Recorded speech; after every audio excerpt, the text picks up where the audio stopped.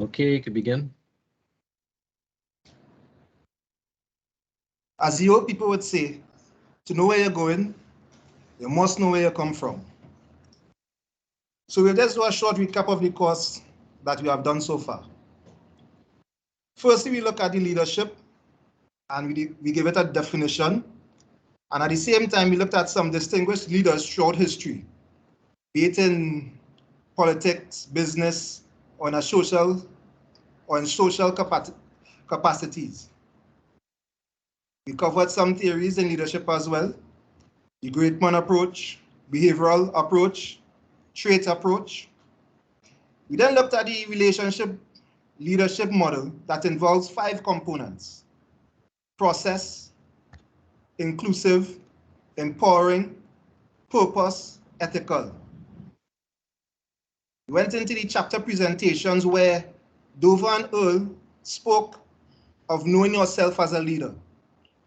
Walker and Blackman showed us how you must know others. Swaran and Carlin started the being aspect of being a leader with integrity and moral purpose, while Solomon and Martin spoke of the dynamics of being in groups and teams. Last week, we heard from Marvin, Hercules, and Derek with courage and moral leadership, which challenged us to, as leaders, to have the courage to act and stand up to scrutiny. And Narayan Prasad, Rosan, and Kenny identifying the concepts of communities. We just heard from Kane Duncan, Aberdeen, and Motley, building on communities to complex organizations. And now you are here.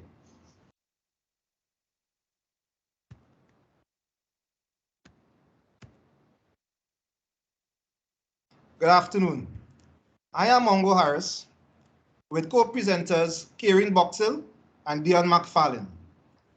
Our chapter presentation is taken from chapter 13 of the text Leadership Experience by Richard DAFT, with the chapter being Creating Vision and Strategic Direction. This chapter provides tools for the leaders to set a course to achieve success. This is the foundation of strategic leadership. The text states that strategic leadership is the ability to anticipate and envision the future, maintaining flexibility, thinking strategically, and work with others to initiate changes that will create a competitive advantage for the organization in the future. Simply put, this is big picture thinking. This is foreseeing a future for your organization based on what is happening now. This is making decisions to ensure that your organization stay ahead, stay relevant, and stay competitive. Many leaders, according to the text, spend less than 3% of their time working in this area of their responsibility. But we are here to tell you, no company can remain successful if this is not done. Strategic leadership is responsible for the relationship of the external environment on one side to the choices about vision, mission, strategy, and their implementation on the other. This diagram here shows the levels that make up the domain of strategic leadership. The vision, where you want to be. The mission, which are your core values, your purpose, and the reason for existence. And the strategy. This provides direction. It is the company's blueprint for success. And implementation, which is done through the basic organization structure. Each level of the domain supports the level above it. In this presentation, we will discuss the importance of a vision to a company or group, the mission as a vehicle to operationalize the mission as your vision, the importance of having a strategic direction, and how the vision, mission, and strategic direction work together to aid organizational success. A short overview. What is a vision? The underlying themes that are common to the effective visions and how vision works on multiple levels. The distinction between vision and the organization's mission, how leaders formulate vision and strategy, and the leader's contribution to achieving the vision. And finally, the impact leadership has on organizations. What is vision? Vision can be thought of as a dream for the future, an attractive ideal, credible yet not readily attainable. But in essence, a vision is more than a dream. It is an ambitious view of the future and everyone involved can believe in. One that can realistically be achieved, yet one that offers a future that is better in important ways than what now exists. When we speak about a strong vision, this man pictured here comes to mind. He is Stanford Robert Ovchinsky. He was born in Akron, Ohio on November 24th, 1922. He became a prolific self-taught American inventor who earned over 400 patents in the area of energy and information during his lifetime. Ovchinsky created the battery technology that powers most of the world's smartphones and invented materials that gave life to the engineering of semiconductors, solar energy, and electric cars. Many scholars compare Ovchinsky to Albert Einstein and Thomas Edison, with his similar level of genius and scale of inventions. Mr. Ovchinsky spent 40 years pursuing his vision of making giant sheets of thin photovoltaic material that can convert sunlight to electricity and making them cheaply enough that solar can compete with fossil fuel. I said we were going to make it by the mile. The 84-year-old Ovchinsky was quoted as saying, "Nobody believed me at first, not even in my own company." End of quote. Today, energy conversion devices use a mammoth machine the size of a football field to spool out long, thin sheets of solar material that are used on the roofs of homes and businesses. Even running at full capacity, the factory cannot keep up with the orders. That is the power of vision.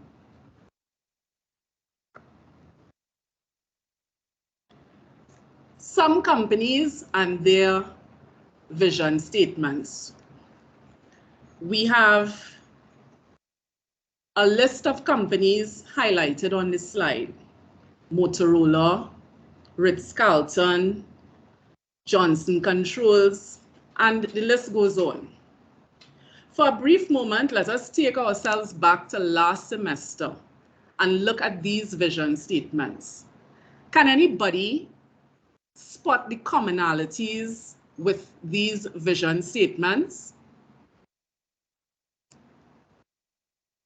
I await a response. If anybody could spot the commonalities. Yes, they all have all companies have this one sentence. Their vision statement is one sentence long. That is a very valid observation. Yes, it is. And besides being just one sentence long, they also get straight to the point without too much that doesn't contribute to the vision. Thank you, Clarissa. What vision does. Now, vision works in several important ways, and an effective vision provides a link between today and tomorrow. It serves to energize and motivate employees towards the future. It provides meaning for people's work, and it sets a standard of excellence and integrity in the organization. Vision links the present to the future, and it also connects what is going on right now and with what the organization aspires to. A vision is always about the future, but it begins with the here and now. Let's consider Microsoft advertising slogan. Your potential inspires us to create products that help you reach it. Microsoft employees create software products that help meet current needs, but they also strive to envision and create products that might encourage other broader applications of the future. Similarly, at the Wrigley's Junior Company, leaders aren't abandoning the company's leading global position in chewing gum, and I'm almost certain that all of us here are familiar with the Wrigley's brand and their products. Well, Wrigley's still accounts for 90% of sales. However, to achieve the broader vision, they are pushing people to take risks and think about such questions as, what else is out there? Who are we competing with? And why can't we do some of that too? In organizations, the pressure to meet deadlines, make the big sale, solve immediate problems, and complete specific projects are very real.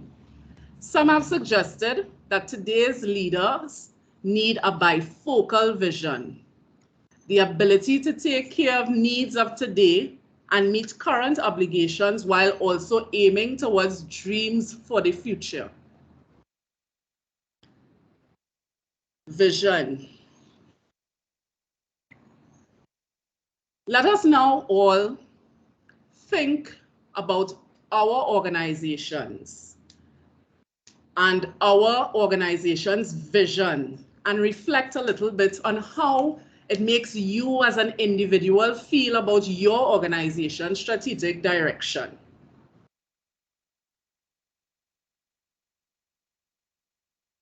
Or many of you have small businesses and think about your business's vision statement. And if you don't have one written as yet, I suggest that you get cracking, because without a proper vision, your organization will not be successful. Vision energizes people and garners commitment. People want to feel enthusiastic about their work, and many people commit their time and energy voluntarily to causes they believe in, whether it's a political campaign, a community event, an environmental cause, just to name a few. Visions give meaning to work. People perform routine tasks and find pride in their work when they have a larger purpose, and this is what vision does. For example, a clerk who thinks of his job as processing insurance claims will feel very differently than one who thinks of a job as helping victims of fire or burglary put their lives back in order. Vision establishes a standard of excellence and integrity. A powerful vision frees people from the mundane by providing them with a challenge that requires them to give their best. Common themes of vision. There are 5 common themes with vision. That is, they have broad, widely shared appeal. They help organizations deal with change. They encourage faith and hope for the future, and they reflect high ideals, and they also define both the organization's destination and the basic rules to get there.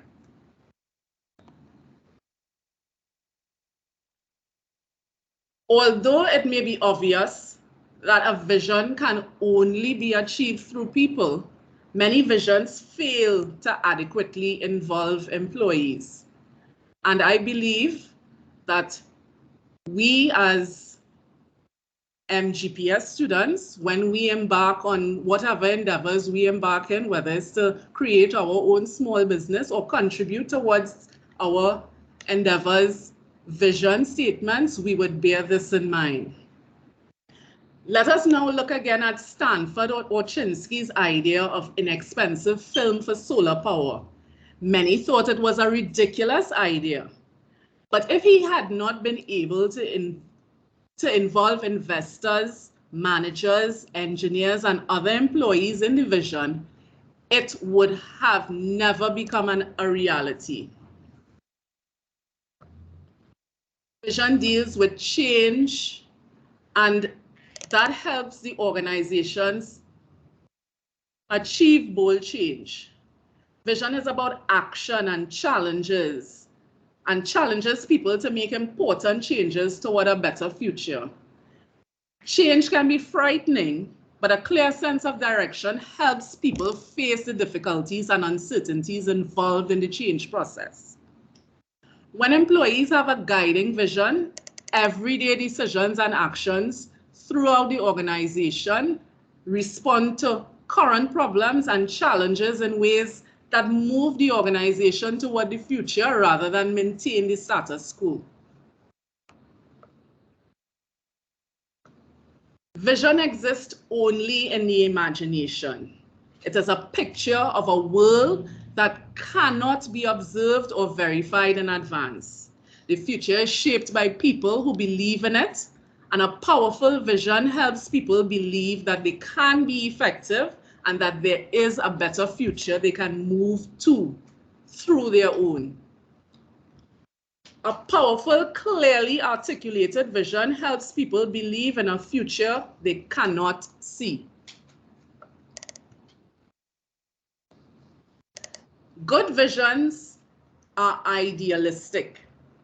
Visions that portray an uplifting future have the power to inspire and energize people, as we saw with the visions of the many successful companies mentioned before. Most of the visions we have talked about so far for the company as a whole. However, divisions, departments, and individuals could also have visions, which are just as important and powerful. Successful individuals usually have a clear mental picture of their vision and how to achieve it. People who do not have this clear vision of the future have less chance of success. Vision defines the destination and the journey. A good vision for the future includes specific outcomes and that the organization wants to achieve. It also incorporates the underlying values that will help the organization get there.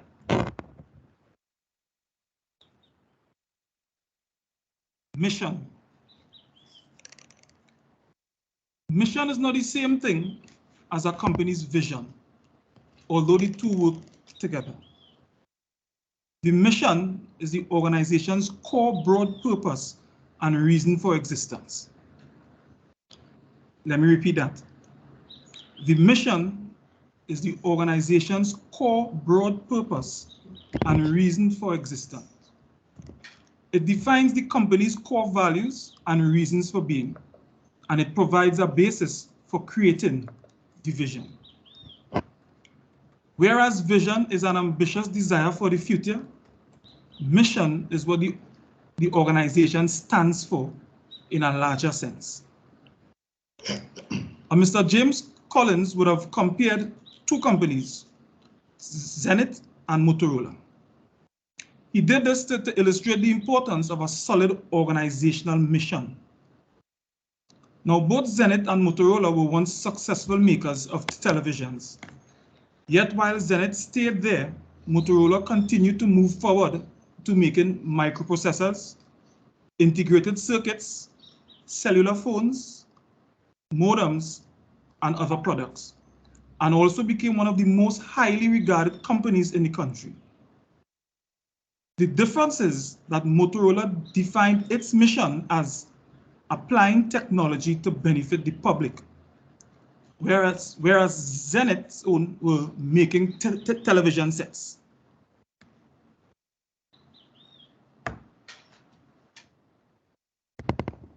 What mission does?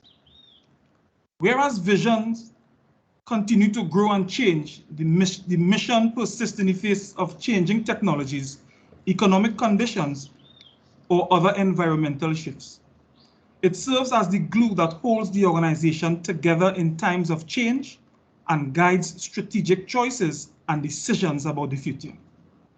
The mission defines the enduring character, the spiritual DNA of the organization, and can be used as a leadership tool to help employees find meaning in their work. Recall the discussion of intrinsic rewards from Chapter 8. When people connect their jobs to a higher purpose, the work itself becomes a great motivator. The Gallup organization study, also discussed in Chapter 8, has found that when employees believe the company's mission makes their job important, they are typically more engaged with their work, feel a greater sense of pride and loyalty, and are more productive. Exhibit 13.4 compares the Gallup results for those who agree that the mission makes their job important to those who do not feel that the mission of the company makes their job important. And as we see there, the differences are quite striking. For example, 60% of respondents who agreed that the mission makes their job important reported feeling engaged with their work, whereas none of the respondents who disagreed felt engaged with their work. 60% would recommend their company's product or services, compared to only 20% of those who did not believe the mission made their job important. Typically, the mission is made up of two critical parts: the core values and the core purpose. The core values guides the organization, no matter what. As Ralph Larson, former CEO of Johnson & Johnson, explained, the core values embodied in our credo might be a competitive advantage, but that is not why we have them. We have them because they define for us what we stand for, and we would hold them even if they become a competitive disadvantage in certain situations. Johnson & Johnson's core values led the company, for example, to voluntarily remove Tylenol from the market after the cyanide poisoning of some Tylenol capsule users, even though this act cost the company more than $100 million. The mission also includes the company's core purpose. The core purpose values and core purpose are frequently expressed in the mission statement. In Exhibit 13.5 shows the vision, mission, and core values of DuPont Canada. I'd like you to consider how DuPont's specific vision grows out of the company's mission and works with it.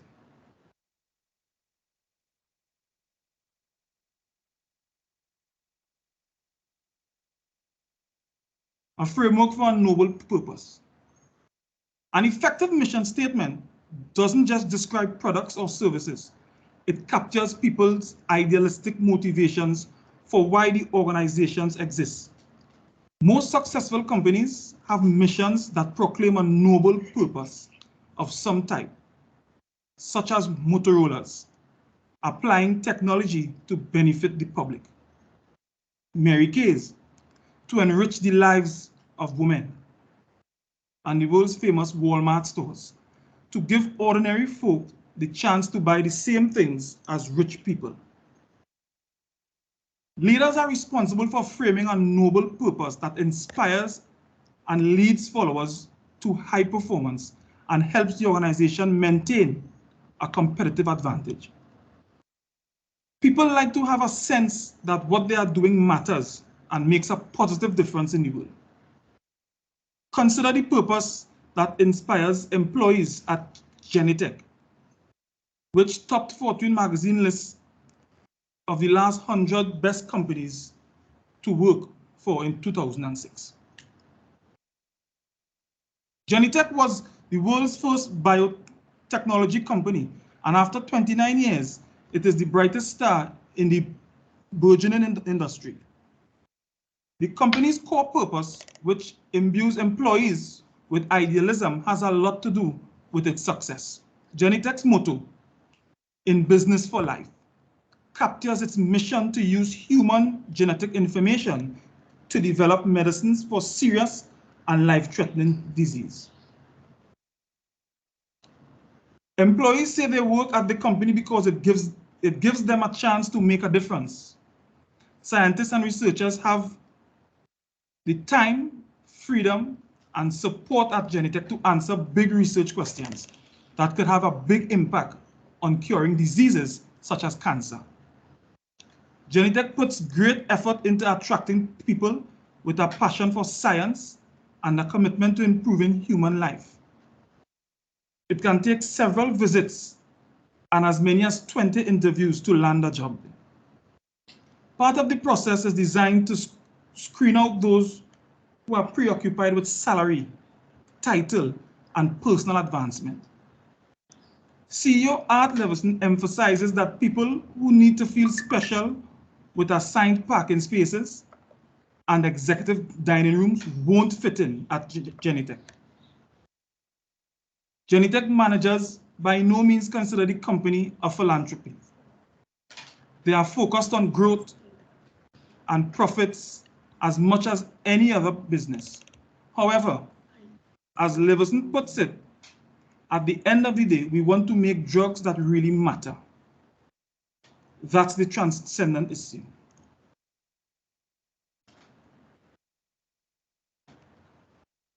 It's easy to understand how employees at Genitech can feel that they are serving a noble purpose. But what about a mutual fund company, a fashion retailer, or a soft drink manufacturer? Leaders in any type of organization can tap into people's desire to contribute and make a difference. Exhibit 13.6 describes 4 basic approaches that leaders take in framing an organizational purpose that helps people feel that their work is worthwhile. And I will describe each of these purposes in a little more detail.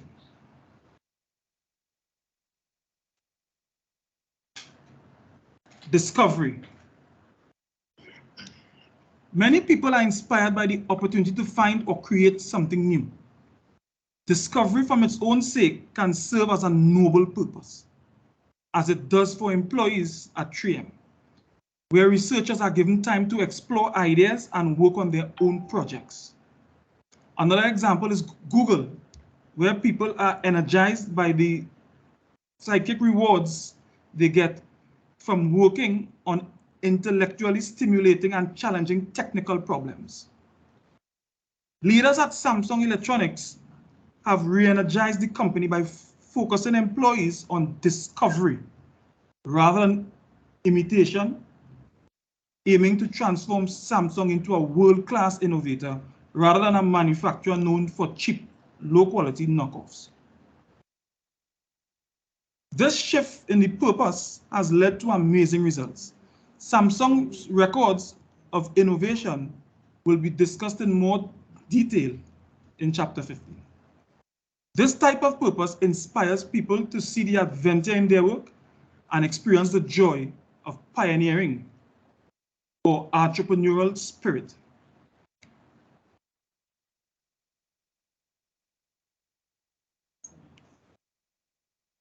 The second one is excellence. Now, with this approach, leaders focus people on being the best both on an individual and an organizational level. Excellence is defined by the work itself rather than by customers. Indeed, organizations that pursue excellence would rather turn customers away than compromise their quality. Apple, for instance, has always built high quality cleverly designed computers, yet it holds less than 5% of the personal computer market. Leaders would like to increase their share of the market, but they aren't willing to sacrifice their commitment to high quality and what they consider superior technology. In companies with excellence as a guiding purpose, managers and employees are treated as valuable resources and provided with support to perform at their peak. People are motivated by the opportunity to experience intrinsic rewards and personal fulfillment.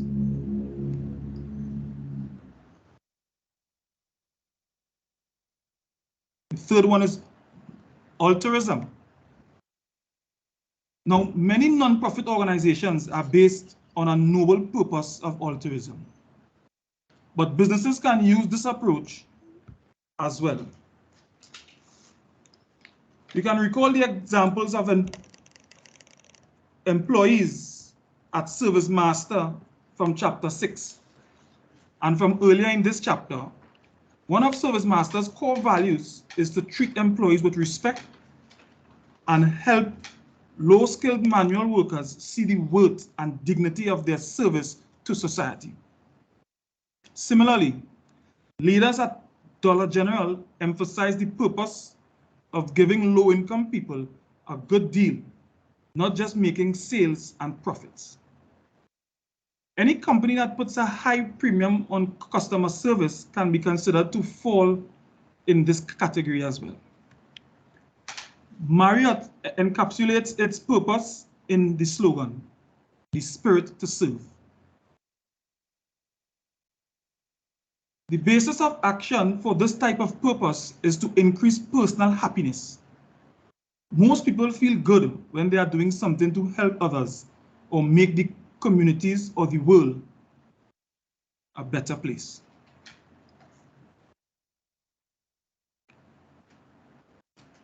And the fourth, heroism. The final category, heroism, means the company's purpose is based on being strong, aggressive, and effective. Companies with this basis of noble purpose often reflect almost an obsession with winning. Bill Gates imbued Microsoft with a goal of putting the Windows operating system into every personal computer, for example.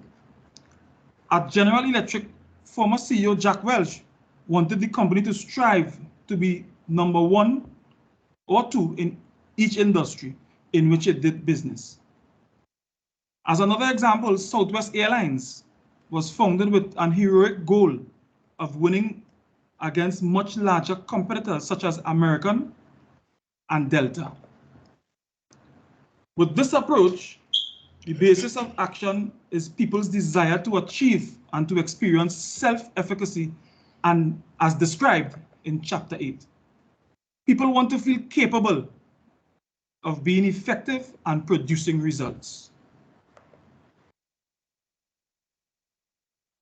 Companies that remain successful over a long term have top executives who lead with a noble purpose.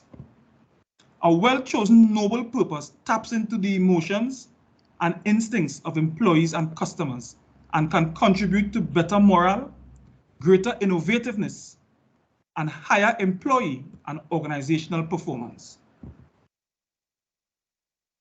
Having a vision to guide, check. Having a mission that reflects a noble purpose, check. But those alone would not make a strong or powerful organization. For organizations to succeed, they need ways to translate this vision, the values, and purpose into action, which is the role of strategy. Strategy can be defined as a general plan of action that describes resource allocation and other activities for dealing with the environment and helping the organization attain its goals. So strategic management is the set of decisions, actions used to formulate and implement specific strategies that will achieve a competitively superior fit between the organization and its environment so as to achieve organizational goals. It is the leader's job to find this fit and translate it into action.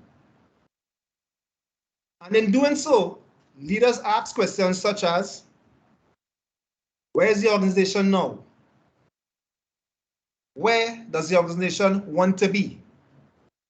What changes and trends are occurring in the competitive environment? And what courses of action can help us achieve our vision? When we ask these questions, we take a stance of being proactive. Rather than reacting to the environmental changes, we as strategic leaders study the events that have already taken place and act based on their anticipation of what the future might be like. But being proactive and having innovative thinking carries a lot of risk. This was identified with Mr. Shinki. We would have seen where he took the chance and the opportunity to, or the risk to keep going to meet his vision where others would have doubted him. And this risk may cause leaders to shift their strategy several times before they get it right. Nothing is wrong with this strategy necessarily. Nothing is wrong with this as strategy necessarily changes over time to fit a shifting environment or shifting environmental conditions.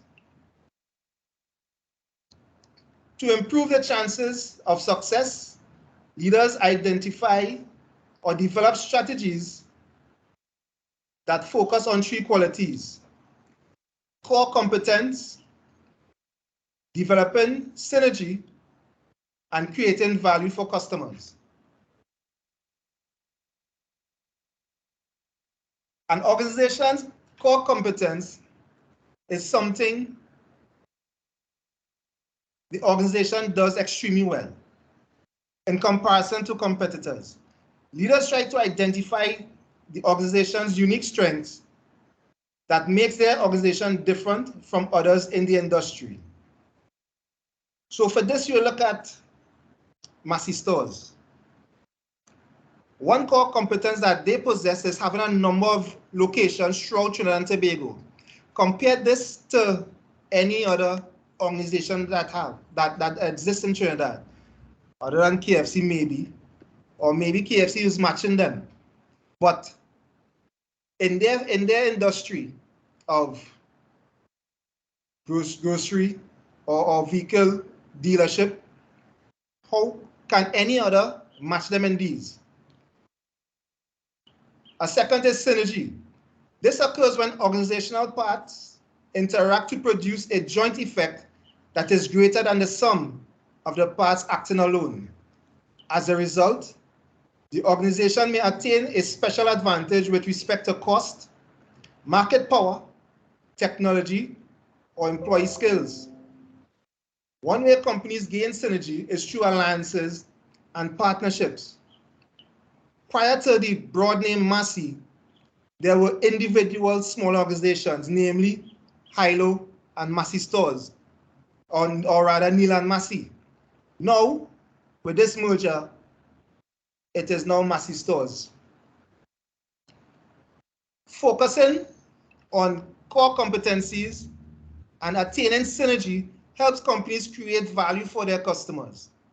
Value can be defined as a combination of benefits received and costs paid by the customer. Delivering value to the customer is at the heart of strategy. Coming out of this merger, Massey customers experience advantages. So an individual may be able to purchase a vehicle from Neil and Massey, or what we now know as Massey, and are given points which can be redeemed at one of the groceries. So thereby creating value that the customer can use. In the end, strategy formulation integrates knowledge of the environment, vision, and mission with the company's core competence in such a way as to achieve synergy and create value for customers. When these elements are brought together, the company has excellent chance to succeed in a competitive environment. But to do so, leaders must ensure that strategies are implemented, that actual behavior within the organization reflects the desired direction. So now that the strategy is formulated, it must be implemented. This is done through specific mechanisms, techniques, or tools for directing organizational resources to accomplish strategic goals. Leaders must carefully and consistently manage the implementation process to achieve results. However, according to the text, on a recent survey found that only 57% of responding firms reported that managers successfully implemented the new strategies they devised over the past 3 years. Other research has estimated that as much as 70% of all business strategies never even get implemented, and reflecting the complexity of strategic implementation. Strategic implementation using several tools or parts of the organization that can be adjusted to put strategy into action. Strong leadership, structural design, such as pay or reward systems, budget allocations, and organizational rules, policies, or procedures. Leaders create the environment that determines whether people understand and feel committed to the company's strategic direction. Leaders are also responsible for making decisions about changes in structure, systems, and so forth to support the company's strategic direction. This diagram provides a simplified model for how leaders make strategic decisions. There are 2 dimensions that are considered: whether a particular choice will have high or low strategic impact on the business, or whether the implementation of the decision will be easy or difficult. A change that both produces a high strategic impact and is easy to implement would be a leader's first choice for putting the strategy into action. Some strategic decisions, however, are much more difficult to implement. Leaders frequently initiate major changes despite the risks and difficulties because the potential strategic payoff is very high. Leaders also sometimes pursue activities that have a low strategic impact, but which are relatively easy to implement. This shows incremental improvements in product, work processes, or techniques. For example, over time, incremental improvements can have an important effect on the organization. And in addition, changes can sometimes be needed to symbolize improvement and success to people within the organization. The final category involves changes that are both difficult to implement and have low strategic impact. Effective leaders try to avoid making decisions that falls within this category. There are 4 types of leaders, and that are described based on their attention to vision and attention to action. The person who is both low in providing vision and stimulating action is called the uninvolved. This is not the leader that you or anybody will want to be at all. The other leader, the doer, he is all action but very little vision. He or she may be a hard worker, very hard worker, and dedicated to the job and the organization, but the doer is working blindly, without a sense of purpose and direction, and do not truly serve the organization, the employees, or the community. The dreamer, on the other hand, is good at providing the big idea with meaning for self and others. This leader may effectively inspire others with a vision, yet he or she is weak on implementing strategic action. The vision in this case is only a dream, a fantasy, because it has little chance of ever becoming a reality. This is where, but the effective leader is one that we must all aspire to be. He is one both dreams big and transform those dreams into significant strategic action, either through his or her own activities or by hiring others who can effectively implement the vision and strategy.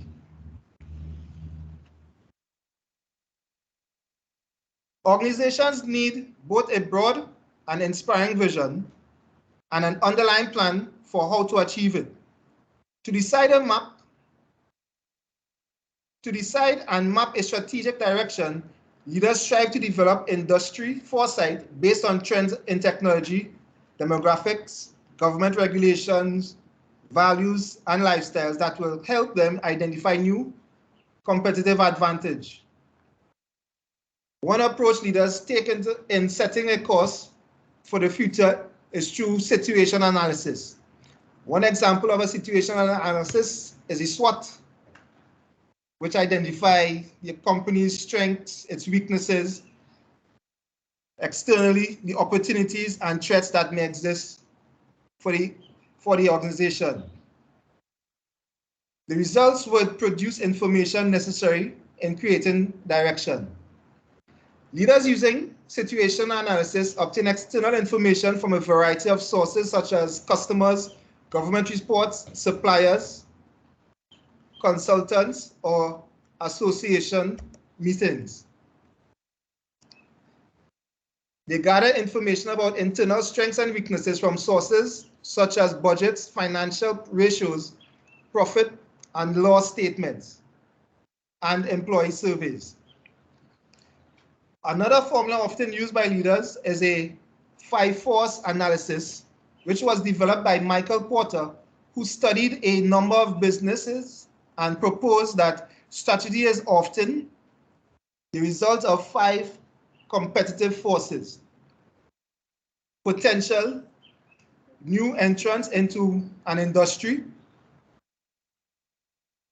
the bargaining power of buyers, the bargaining power of suppliers, the threat of substitute products, and rivalry among competitors. With all these considered, leaders can develop effective strategies to remain competitive.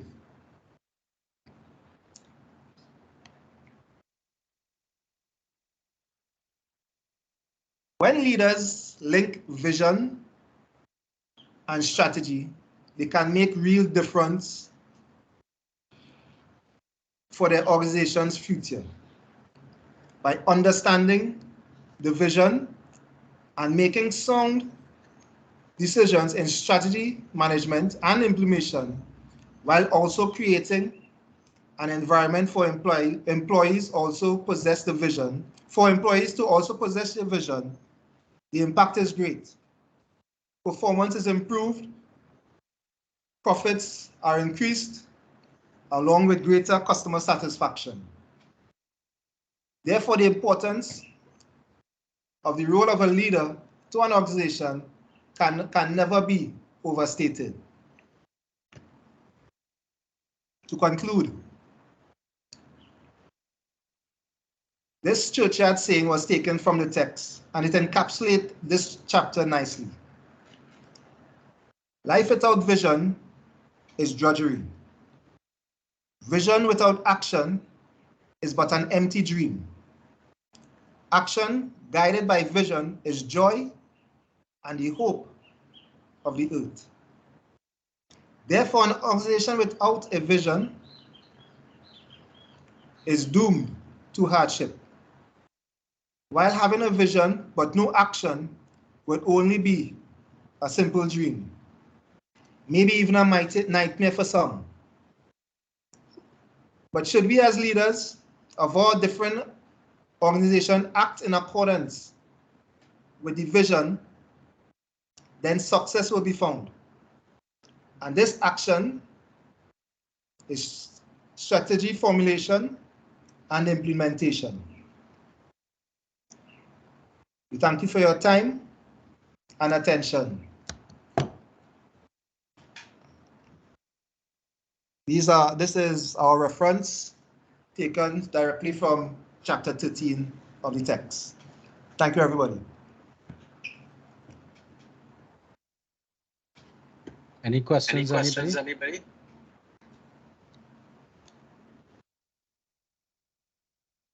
All right, then no question. You didn't say that adding some slides of thing by bicycle. All right, I'll stop the recording now.